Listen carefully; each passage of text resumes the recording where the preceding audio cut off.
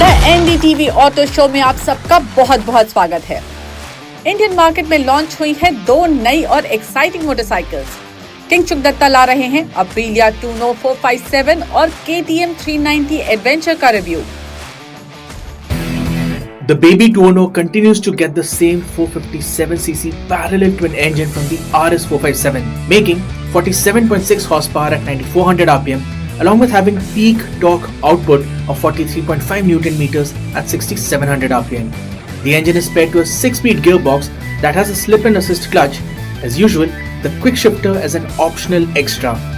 In terms of suspension, the motorcycle gets 41mm USD fork, which is adjustable for preload, and a monoshock at the rear, which can be adjusted for preload as well. Up front, there is a 320mm floating disc with 4-piston radial caliper, and at the rear is a 220mm disc with a single piston caliper. Talking about the performance of the Tuono 457, well, it's that of the RS 457. That's because there has been a slight revision in the way the motorcycle functions, which means that the rear sprocket has one tooth extra. That means better performance in the bottom end and the mid-range. So the acceleration of the line is really quick and you build up speed very quickly. But where you sacrifice is the fact that the top end performance is slightly lacking. But then, how many times are you going to spend riding the motorcycle right at the top end? I think for urban environments, this is a great hack, right? And the engine isn't as refined as I thought it would be. There are vibrations, particularly at the 4000 RPM, right in the meat of the power band when you're riding at say 50 to 70 kilometers per hour in the second or the third gear. That's when you'll feel the vibrations. At the top end, the vibrations deaden down a bit, but overall, the performance, the acceleration in particular, is absolutely fantastic. And if you want to make a quick overtaking maneuver, there's more than enough juice in the engine. And if you want to talk about the in-gear acceleration, so say if you're in the third gear and you're riding at say 40 kilometers per hour, so from third gear in 40 kmph, you can always go up to triple digit speeds. That's how tractable the engine is. So yes, the performance on the Tuono 457, it's a good thumbs up from us, but the refinement could be slightly better. So the wide handlebar means that you can spend more time riding this motorcycle, particularly in the harsh urban environment. They are riding in peak traffic. The ergonomics quite comfortable, and you sit upright. The handlebar is wider. It is also 150mm taller, and it is also closer to the rider, right? So you're comfortable. The perch is really nice. You get a good view of the motorcycle, and as far as the handling is concerned, it feels as sharp as the RS 457, and there's more leverage because the handlebar is wide. So filtering through traffic is easy, and if you want to make quick direction changes like we saw while riding up Nandi Hills in Bangalore, yes, the motorcycle listens to you and to your inputs, right? And if you were to talk about the ride quality of the motorcycle, well, it is on the stiffer side, but that's definitely not a deal breaker, because till the time the roads are fine, you're going to have a blast on this motorcycle. Small undulations will be taken care of. It is the bigger sharp-edged undulations that you will feel, particularly on your back. And yes, the front suspension is adjustable for preload, so you can tweak it according to your weight, according to your riding style, and yes, the riding experience will become better. Also, the TVS Eurogrip Pro Torque tires, they are the same as the ones on the RS 457, which means there's plenty of grip and the cornering clearance is quite good too. The bite from the brakes is nice, it is progressive, and yes, the ABS and the traction control in itself, it's not very intrusive. So yes, quite impressed with the way the Tuono 457 performs.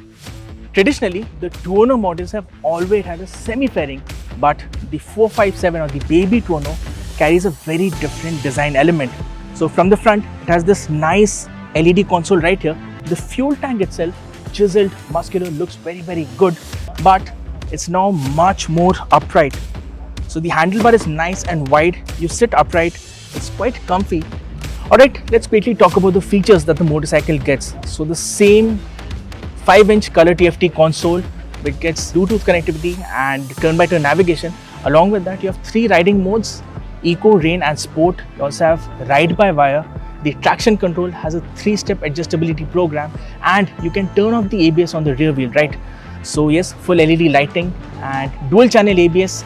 So overall, decent set of features similar to the RS 457.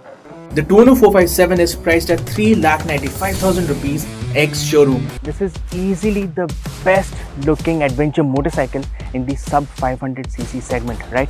And just look at the front end. It is like a rally raid motorcycle, as close to a rally raid motorcycle as possible. The headlight and the LED console is taken from the bigger KTM adventure motorcycle, the tall windscreen, and it gives you the impression of having a rally tower, right? So I really like that about this motorcycle, and it looks lean, mean and purpose built. Now let's talk about the ergonomics, right? So come on. So the seat height is 830 mm, not very difficult to hop onto, and I'm 5'8", and I can just easily plant my foot right here, and I can tiptoe the motorcycle. I'm very comfortable and secure, and this motorcycle weighs in at 182 kg, which is relatively on the lighter side of things, right? And it has a wide handlebar. Now one grouse that I have is the fact that when you want to stand up and ride, well, the handlebars are a little too low for my liking, right? So if I were to buy this motorcycle and ride it off-road frequently, I would install, say, handlebar risers, and then it will be perfect to stand up and ride.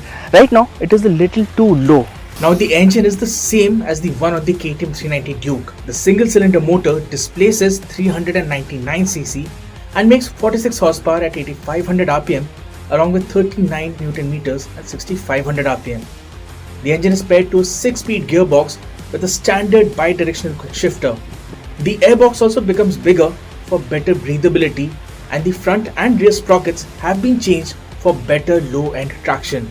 Coming to the cycle parts, the motorcycle gets WP Apex suspension up front with 200 mm of travel and 30-step adjustment for compression plus rebound. Similarly, the rear gets a monoshock with 10-step preload adjustment and 20-step rebound adjustment with 205 mm of travel. The chassis on the motorcycle is all new and has been designed keeping everyday rideability and solid off-road ability in mind.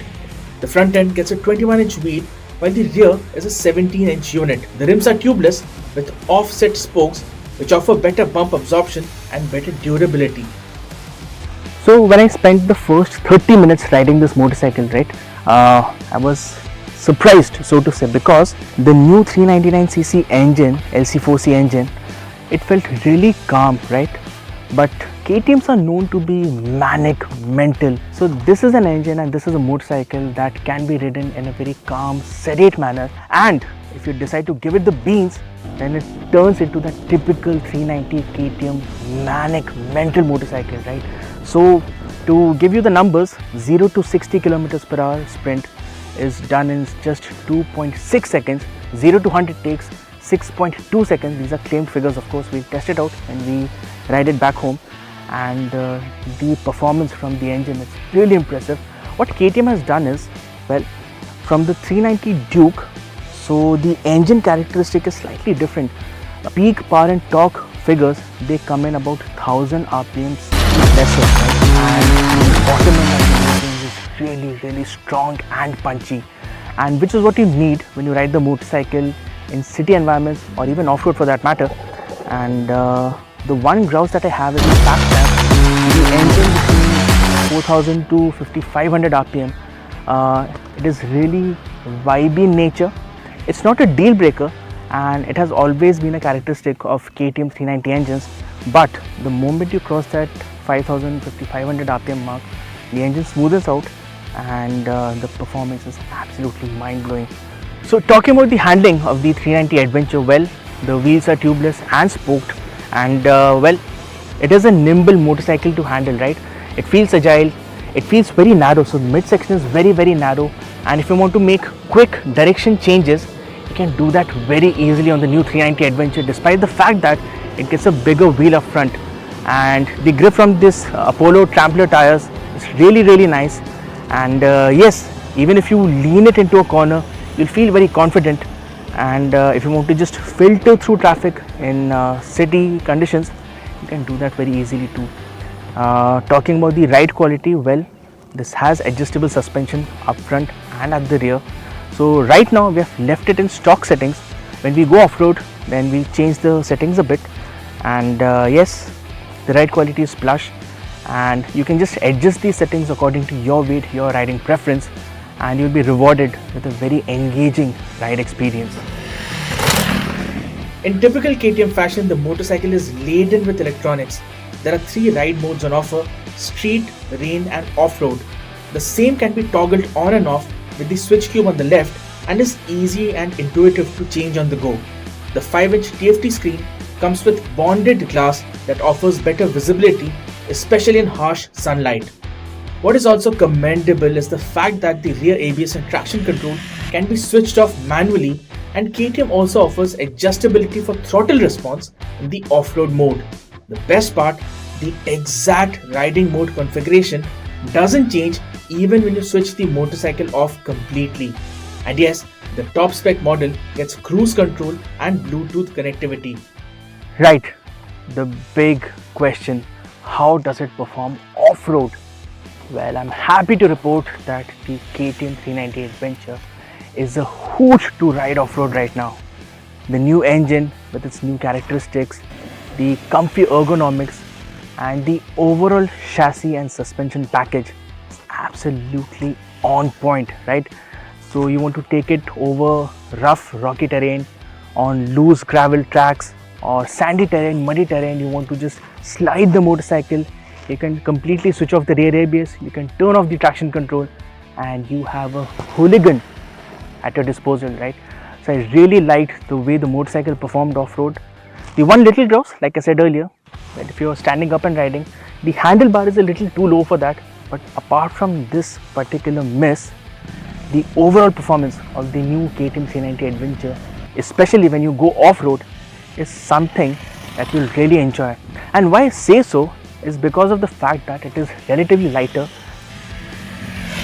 Riding the new KTM 390 Adventure has been a revelation. Every time you ride this motorcycle, you'll have a wide, goofy grin plastered all over your face. Be it the on-road performance, the set of features that it has, and particularly the off-road performance, when you put everything into perspective, this is easily one of the best motorcycles you can buy in the sub 500cc adventure motorcycle category, if not the best. Its nearest rival, the Royal Enfield Himalayan, well, it has the advantage in terms of pricing. This is more expensive, slightly, but if you look at the overall picture, this definitely has a lot to offer. How does it fare against the Royal Enfield Himalayan? Well, that's a story for another day, but if you want to buy this motorcycle, it could very well be the only motorcycle in your garage because it does everything, almost everything, very, very nicely, and it will make you enjoy motorcycling, right? And that's what you want from your motorcycles.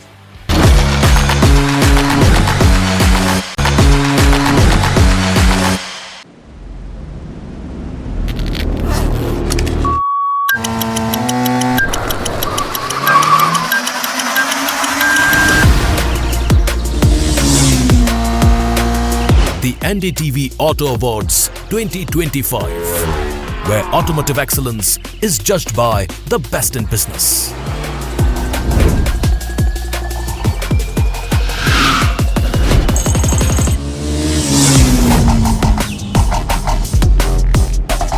Our distinguished jury, a panel of seasoned experts, brings unparalleled experience, passion, and precision to the table. This year, the jury round was held at the iconic Buddh International Circuit, India's premier Formula One playground. Here, our jury rigorously tested a diverse range of motorcycles, cars, and scooters to identify the most deserving winners.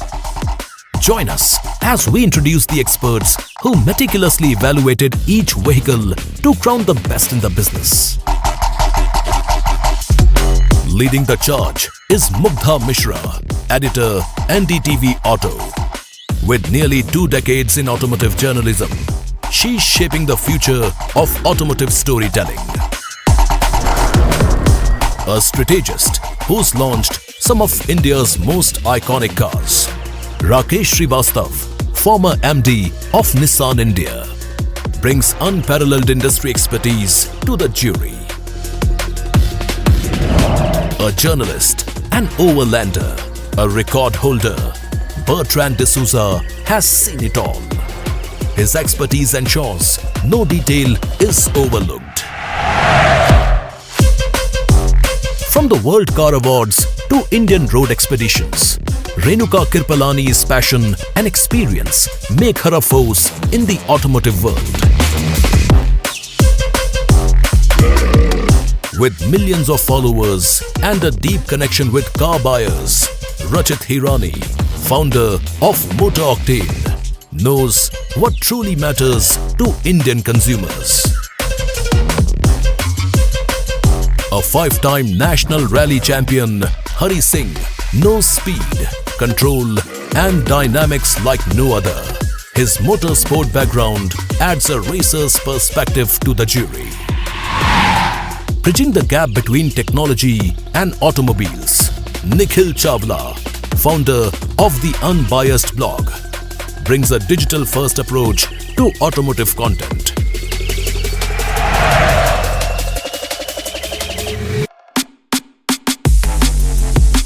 Speed, precision and adventure. Kalyani Potekar, motorcycle racer and record holder, brings unmatched expertise to the two-wheeler jury. A veteran journalist and long-distance rider, Abhinav Bhatt's curiosity and technical knowledge make him a tough juror to impress. A journalist who's taken vehicles across continents, Kingshuk Datta thrives on challenges, ensuring only the best motorcycles get his approval. The fastest Indian on a 1000cc superbike at BIC, Simranjeet Singh is a racer at heart, evaluating machines with a speedster's precision. 59 countries, 12 lakh kilometers, and a lifetime of motorcycling. Deepak Gupta, also known as Mountain Man DG, brings a globetrotter's insight to the jury. An ENT surgeon by profession, a biker by passion, Dr. Arun Thareja, founder of Group of Delhi Superbikers, has dedicated his life to the brotherhood of riding. Precision, expertise, passion. This is the jury of the NDTV Auto Awards 2025. Let the best machines win. अगले हफ्ते जुड़िएगा जरूर, क्योंकि the NDTV auto awards 2025 के सभी विजेताओं से मिलवाएंगे आपको।